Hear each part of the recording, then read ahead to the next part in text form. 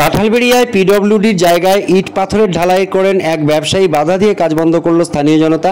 বৃহস্পতিবার রাত 10টা নাগাদ ঘটনাটি বেথুয়াডারি কাঁঠালবেড়িয়া সাঁকোর কাছে।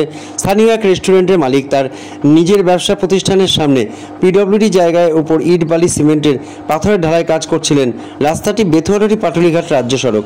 স্থানীয় মানুষজন বিষয়টি দেখতে পেয়ে পিডব্লিউডি ইঞ্জিনিয়ারকে ফোনে জানান। পরে স্থানীয় মানুষজন সেখানে গিয়ে কাজটি বন্ধ করে দেন। এই নিয়ে রেস্টুরেন্টের মালিক, পঞ্চায়েত প্রধান এবং স্থানীয় মানুষজন কি বললেন শুনুন। ফুড গার্ডেনের যে সামনে যে ফুটপাথটা আছে, সেই ফুটপাথ দখল করে এরা গাড়ি ঢোকানোর জন্য কংক্রিটভাবে ঢালাই দিয়ে বা সিঁড়ি স্টেপ বাই স্টেপ সিঁড়ি মতো করে তারা নিজেদের মতো করে পাকাপোক্তভাবে কাজটা করে নিই। তো কালকে পিডব্লিউ অফিসারের সঙ্গে আমরা কথা বলেছি ফোনে। তো ওনার বক্তব্য হচ্ছে রাস্তা থেকে অন্তত 6 ফুট পিডব্লিউর জায়গা ছেড়ে কাজ করতে হবে, এটাই নিয়ম, সরকারি নিয়ম। কিন্তু এখানে 6 ফুট তো ছাড়ার তো দূরের কথা, হাফ ফুটও ছাড়া নেই। ঠিক আছে, তো এইভাবে আমরা এলাকাবাসী কালকেও কথা বলেছিলাম কাজ বন্ধ করার জন্য, খুব বিনম্রভাবে ভদ্রভাবেই বলেছিলাম, কিন্তু তথাপি কাজ চালিয়ে গিয়েছে। আজকেও সেই একইভাবে সে কাজ চালিয়ে যাচ্ছে।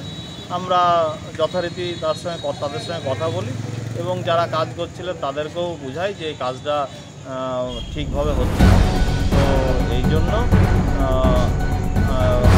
আমরা এই নিউজ চ্যানেলের মাধ্যমে যাতে এলাকার সকল কাছে খবরটা পৌঁছায়, সেই জন্য আমরা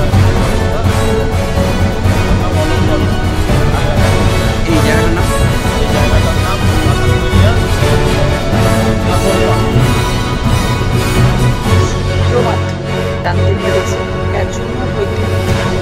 পাটুলিঘাটের যে রাস্তা, সেই রাস্তায় কাঁঠালবেড়িয়া ফুড গার্ডেনের সামনে সম্ভবত ফুড গার্ডেনের মালিক রাস্তা একর করে কোনো পাকা কিছু কনস্ট্রাকশন তৈরি করছে। সেটা ওখানকার স্থানীয় লোকরা বাধা দেয় এবং বাধা দিয়ে আপাতত কাজটা বন্ধ আছে। রাস্তাটা যেহেতু পিডব্লিউর রাস্তা, তাই পিডব্লিউতেও খবর দেওয়া হয়, তারাও হয়তো ফোন মারফত বাধা দেয়। আমরা কালকে গিয়ে সেটা দেখব সরজমিনে। এছাড়া যে বা যারা চিন্তাভাবনা করছেন রাস্তা দখল করে বাড়ি করার, তাদের বলবো যে সচেতন হন।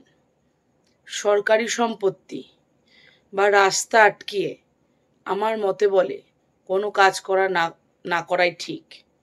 তার কারণ সরকার আজ চাইলেও ভেঙে নিতে পারে, কিংবা কাল যদি সরকারের প্রয়োজন হয় সেটা ভেঙে নিতে পারে।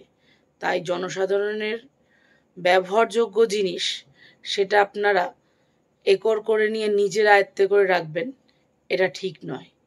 নমস্কার, আমি বেথুয়াডারি 1 গ্রাম পঞ্চায়েতের প্রধান মৌমিতা বিশ্বাস সাহা। নমস্কার, আমি অপূর্ব বিশ্বাস, ফুড গার্ডেন রেস্টুরেন্টের ওনার। ফুড গার্ডেন যে রেস্টুরেন্ট আছে তার সামনে জায়গাটা নিচু থাকার কারণে রাস্তার উপর জল জমে, কারণ উল্টো দিকে ড্রেন আছে, সেই দিকে জল যায় না, ঢালুটা রয়েছে আমাদের ব্যবসায়িক প্রতিষ্ঠানের সামনে।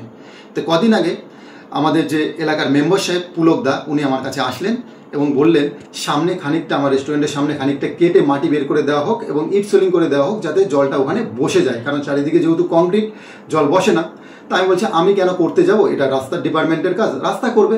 উনি বারবার আমাকে রিকোয়েস্ট করেন, ভাই তুমি যদি করে দাও খুব ভালো হয়। ইঞ্জিনিয়ার সাহেব যে রাস্তার কন্ট্রাক্টর, ওনার সঙ্গে আমাকে কথা বলালেন। উনি বললেন ওটা ফুটপাথ তো আমাদের দায়িত্বে না, তো আপনি যদি করে দেন খুব ভালো হয়। তো বারবার রিকোয়েস্ট করার পর আমি কিন্তু ওই কাজটায় হাত দিই, ওই কাজটা আগে একটু ইট সোলিং করে দেওয়ার চেষ্টা করি।